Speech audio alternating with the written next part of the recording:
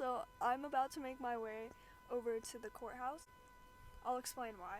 However, today I'm going to be speaking on the war on drugs and its impact on contemporary society.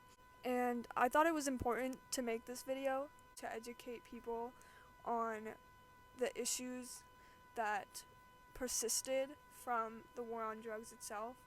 And it really is the root of a major issue in the US right now, which is mass incarceration.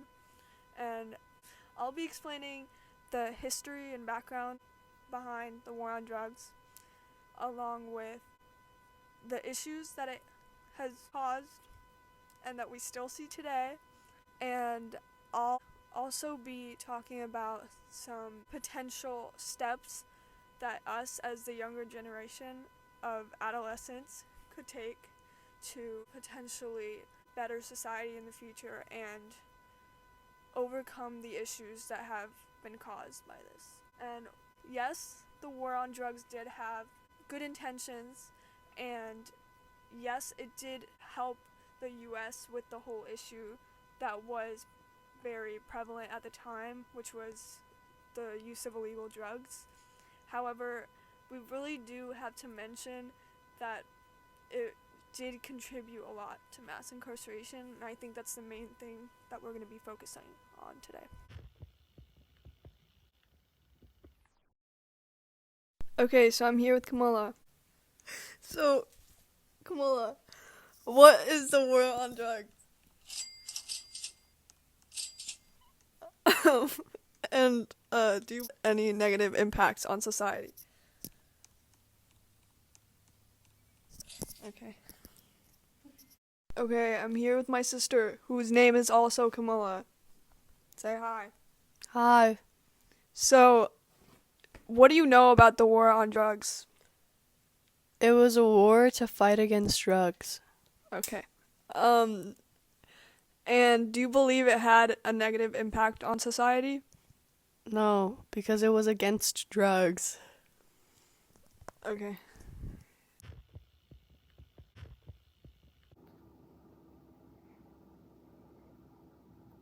So I'm currently outside of the Chatham County Courthouse, and now I'm going to be talking about the history along with the main issues and potential solutions to this issue. Okay, so the war on drugs was a campaign first admitted by President Reagan in June of 1971. And as we know, this was a movement that was supposed to combat the use of illegal drugs at the time. Some aspects that it had implemented are the strict minimum sentencing policies, along with the 3 strikes policy, and there had been increased drug arrests. So the first main issue is mass incarceration. At the time, before the war on drugs had been implemented, there had only been like 300,000 individuals in the incarceration system in the US, so very low. And now there's 2.2 million people incarcerated. So as we can see, there's a very high increase in individuals in the incarceration system. And drug offenses count for a sizable amount of current incarceration stats, mostly because the system is targeting low-level drug sentences. The 2 other main issues are human rights violations along with racial inequality. So communities of color have been disproportionately affected by drug policy and enforcement tactics that had been implemented.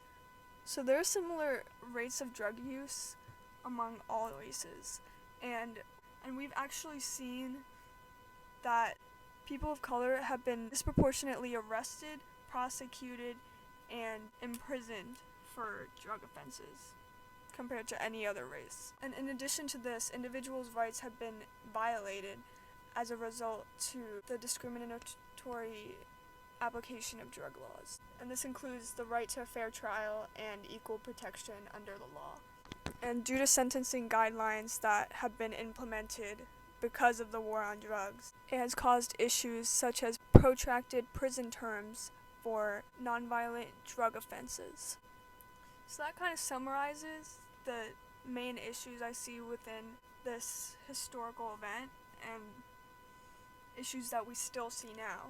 So now we're going to move on to the potential solutions or potential steps that we can take as the next generation to lead us to a path where we can fix these issues and we can create a more fair and just society. So as an individual yourself, you can educate and make yourself aware and make others aware of these issues.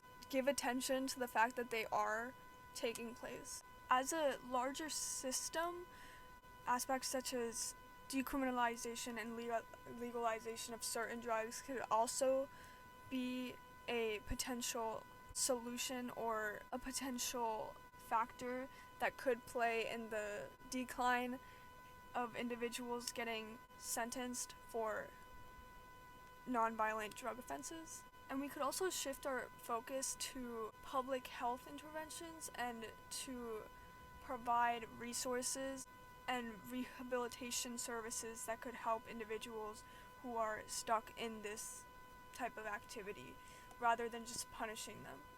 Those are the solutions that I've found to possibly be a step in the right direction.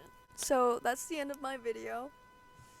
I hope someone has learned something from this, and potentially by educating and by bringing awareness to the issue, things could be done to potentially alleviate some of the issues that are seen in our justice system today due to this historical event.